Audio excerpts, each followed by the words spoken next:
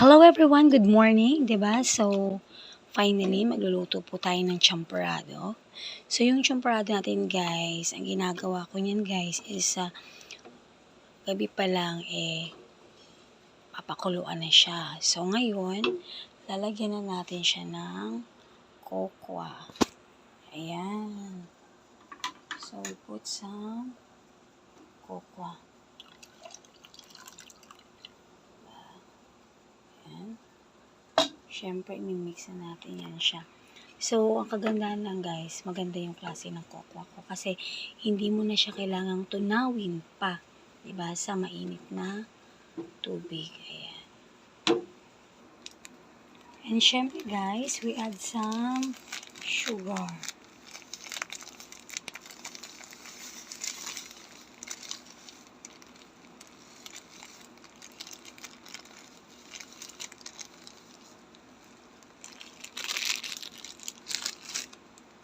Then, mix natin yan, guys. Mamaya-maya is na siya. Lalapot na yan ng sobra.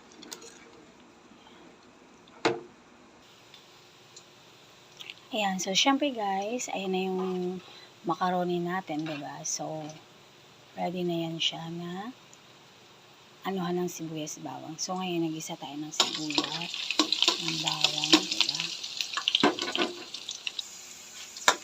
Ayan, gisay na natin yung gulay. And syempre yung carrots, yung hotdog. Ayan.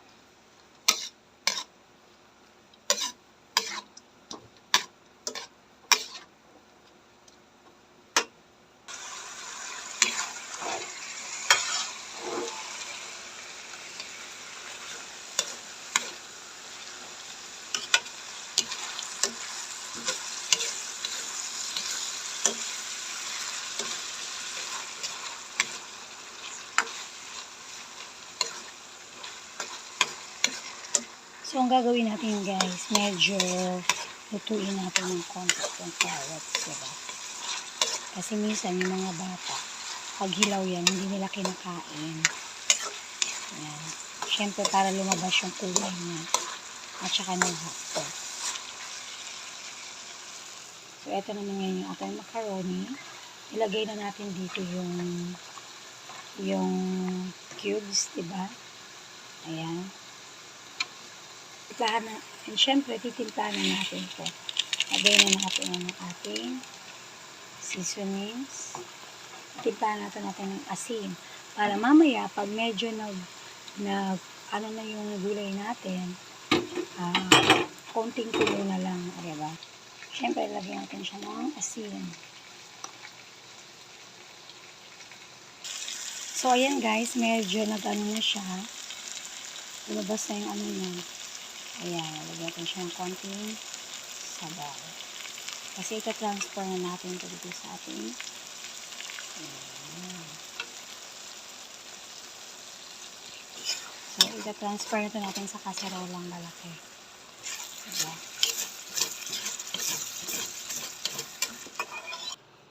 So, ayan, next natin yung ating paminta. So, ako mahilig ako maglagay ng paminta kasi para yung niluluto natin may konting twist, diba? Yung may konting anghang. Hindi naman yung sobra. Ayan. So, naman, ini-next naman natin ngayon ay ang repolyo. Diba? So, lagay na natin yung ating repolyo. Ayan.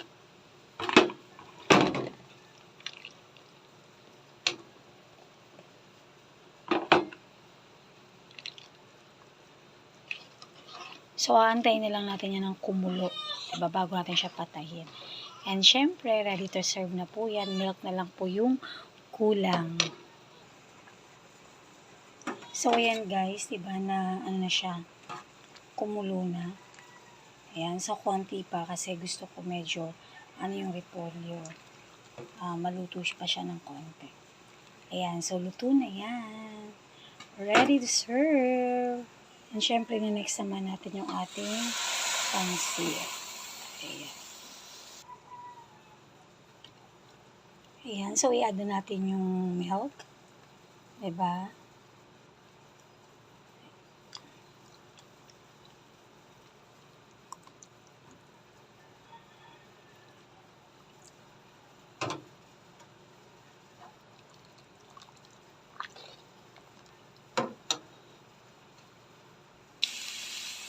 So, yan guys. Next naman natin yung pagluluto ng pansit. So, nakalagay yung bawang at sibuyas natin.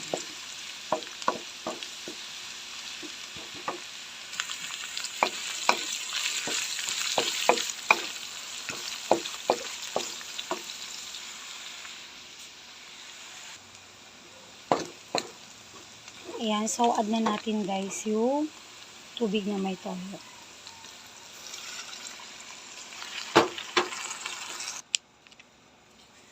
Siyempre, we add seasonings. Diyan na yung ating seasonings. Siyempre, lalagyan din ulit natin yan ng pamintang powder.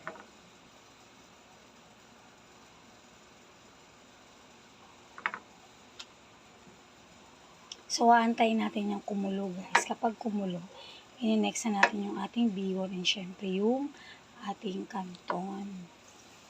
So, finally, kumulo na yung ating pansit. So, ini-next yung ating sabaw, diba, na ano, and syempre, ilalagay na natin dyan yung bihon. So, ayan, nakalagay na yung ating bihon. I-mix na lang natin. Syempre, ini-next naman natin yung canton. Syempre, yan yung ating canton. I-mix lang din natin yan, diba? So, nandiyan yung ating canton. I-next naman natin yung celery. So, ayan na yung ating celery. And syempre, i-mix na natin yan. And in-next na rin natin yung ating repolyo. Ayan. Haluin lang natin.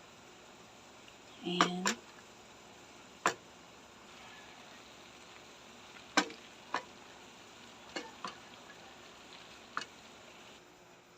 And finally, ayan, luto na po yung ating pansit.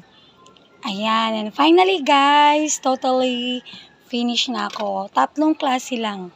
So, 3 klase lang yung, aray ko, aray. Ayan, sopas, hindi ko na yung ano. And syempre yung ating champurado. Ayan, so 3 klase lang guys. Thank you so much for watching.